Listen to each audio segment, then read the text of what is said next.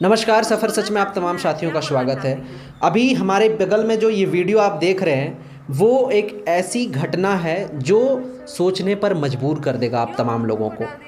ये जो वीडियो आप देख रहे हैं हमारे बगल में वो चतरा डिस्ट्रिक्ट की एक काजल नाम की बेटी का है जो 9th क्लास में पढ़ती थी और इसकी केवल यही दोस्त था कि यह इन्होंने लड़के से कहा कि मैं आपसे बात नहीं कर सकता हूँ। आए दिन जिस तरह से आप अभी पिछले ही 6-7-10 दिन से पहले आपने देखा होगा कि जिस तरह से अंकिता सिंह को पेट्रोल छिड़क करके मार डाला गया, उसी तरह से एक और घटना को अंजाम दिया है चतरा डिस्ट्रिक्ट के एक ऐसे लड़के ने जो दिल दहला देने वाला बात है। क्योंकि देख सकते हैं आप जो यहाँ पे एक घटना है वो कहीं ना कहीं यही चीज़ को दर्शाता है कि हमारे राज्य में बेटियां असुरक्षित हैं।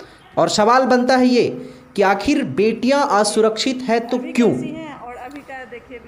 आखिर हमारे राज्य के सिस्टम, हमारे राज्य के गवर्नमेंट, हमारे राज्य के नेता, हमारे राज्य के प्रशासन कहाँ हैं, क्या कर रहे हैं? आए दिन तमाम तरह के जो ये घटनाएं नज़र आते होंगे आप लोगों को, किसी की रेप, किसी की हत्या, किसी की मर्डर, वो कहीं ना कहीं हमें यही संदेश देता है कि हम तमाम लोग, झारखंड के तमाम निवासी असुरक्षित हैं।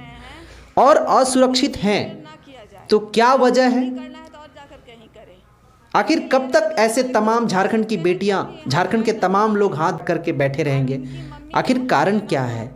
लोग आए दिन कोई एसिड छिड़ के मार दे रहा है तो कोई पेट्रोल जला के मार दे रहा है। हमारे सामने जो ये आप तस्वीर देख रहे हैं वो 2 लीटर एसिड के द्वारा इस बेटी के ऊपर, काजल कुमारी के ऊपर छिड़का गया है, फेंका गया है। और केवल इतना ही दोस्त था इस काजल कुमारी का कि इन्होंने मना करा, मैं आपसे बात नहीं कर सकता हूँ। 9th क्लास में यह बच्ची पढ़ती थी। आखिर इसकी दोस्त क्या थी? इन्होंने बस यही कहा कि मैं आपसे बात नहीं कर सकता हूँ। अभी कुछ दिन पहले की घटना जिस तरह से आप देख सकते हैं, अंकिता सिंह को कहा गया कि मैं आपसे बात नहीं कर सकता हूं। ऐसे ही इन्होंने भी कहा कि मैं आपसे बात नहीं कर सकता हूं। 9th क्लास में इस बच्ची पढ़ती थी, रोज़ ट्यूशन से घर आती थी। उसी दौरान इन्होंने बात करने की कोशिश करा लड़का ने, लेकिन बात नहीं करने के बाद घर में सोई हुई माँ बेटी के साथ सोई हुई थी, दोनों एक ही बेड पे, और दोनों के ऊपर एसिड छिड़क दिया गया।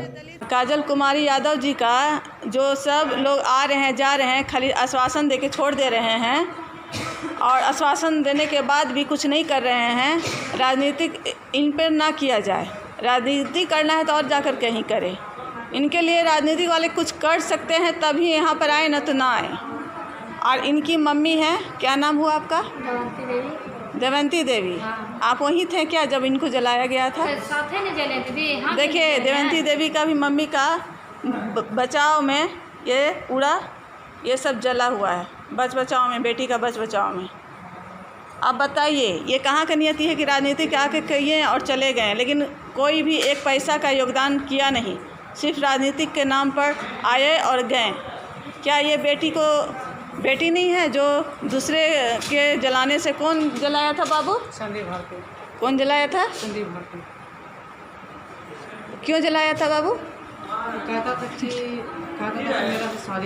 मेरे से शादी कर, शादी करने के लिए। तो इस पे हमारे सरकार और सरकार के लोग क्या कहना चाहते हैं और कितना योगदान करना चाहते हैं सो बताइए। यहाँ राजनीति करके कोई मत जाइए, बस यही कहना है। हम हेमंत सरकार से यही गुजारिश करेंगे कि इनको अच्छी तरह से मुहैया कराया जाए और जितना खर्च लागू होता है इन पे सब इनको निदान में करके दिया जाए। और इनकी मम्मी है, ये आप कौन हुआ? आप उनके छोटे भाई हुए? भाई हैं।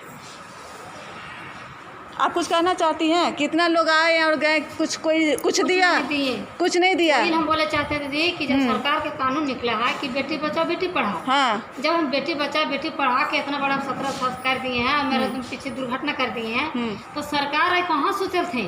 जब सरकार कानून निकाल दिए तो जब मेरा बेटी मिल जाएगी तब मेरा करोड़पति देखिए क्या करेगी? जब मेरा बेटी के बच्चे भी नहीं करेंगे था। आज हम 2 को पैसा खातिर छछड़ रहे हैं कि बेटी का कहाँ से खिला, कहाँ से दिखाओ, कहाँ से मत कराओ। तो जब मेरे हाथ में रहिएगा तब नहीं हम कहूँ से बेटी का इलाज हम करा सकते हैं। पूरा बदन जला हुआ है। पूरा बदन में नहीं, दोनों हाथ है, ये सब टोटल है, इसी रैकेट होना ये सब है। जहाँ तक ले मैंने वो फेंक दिए हैं। चतरा का कहाँ रहने वाले हैं ये भी बता दीजिए। हंटागढ़ थाना वो ले लिया। हाँ ठीक है।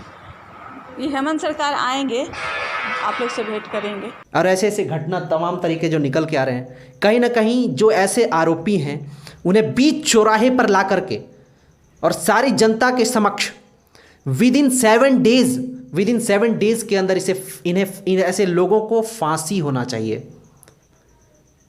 क्योंकि हमारे राज्य की, हमारे देश की, हमारे समाज की जो लोग हैं उन्हें डरना चाहिए, उन्हें डर होना चाहिए कि ऐसे ऐसे जो दोषी करते, ऐसे ऐसे जो दोष है, ऐसे ऐसे जो तमाम तरीके से कह सकते हैं कि ऐसे ऐसे जो कारनामा करते हैं उनकी सजाएं इतनी खौफनाक होनी चाहिए, इतनी खौफनाक होना चाहिए कि लोग डरे। ऐसे करने से पहले 10 बार, 100 बार, 1000 बार, लाख बार, 5 लाख, करोड़ बार सोचे कि मैं ऐसा करूँगा तो मेरी यही हस्र होने वाली है। और हस्र बस केवल बीच चौराहे पर ला करके ऐसे ऐसे लोगों को फांसी होना चाहिए। मैं उन तमाम लोगों से जो मौजूदा सरकार में, सिस्टम में बैठे हैं, उनसे मैं आग्रह करना चाहता हूँ, ऐसे ऐसे लोगों को बीच चौराहे पर ला करके विद इन 7 डेज डेथ का सज़ा होना चाहिए, फांसी का सज़ा होना चाहिए। और जब तक ऐसे ऐसे सज़ा नहीं होंगे ऐसे लोगों को, तब तक हमारे देश की, हमारे राज्य की बेटियां असुरक्षित हैं। जिनको सज़ा होना चाहिए उनको घूस लेकर के छोड़ दिया जा रहा है, जिन्हें दोषी को सज़ा, जिन आरोपियों की दोषी को सज़ा होना चाहिए उन्हें कुछ दिन तक जेल में लाया जाता है, छोड़ दिया जाता है, और फिर बाहर निकलने के बाद देखो मैं तो ये बच गया, मैं ये कर लिया। तो कहीं ना कहीं उन तमाम लोगों को एक ही सबक सिखाना चाहिए, बीच सड़क पर सबों के सामने, जनता दरबार के समक्ष बीच सड़क पर फांसी होना चाहिए ऐसे ऐसे लोगों को जो ये एसिड छिड़क करके माँ बेटी को जलाने का प्रयास किया गया है। जो सिस्टम में, मौजूदा सिस्टम में बैठे हैं, उनसे आग्रह करना चाहता हूं कि ऐसे ऐसे लोगों को कड़ी से कड़ी सजा हो, और साथ ही साथ जो पीड़िता परिवार है उन्हें सहायक राशि के तौर पर कुछ न कुछ मिलना चाहिए। नमस्कार, जय हिंद, जय भारत।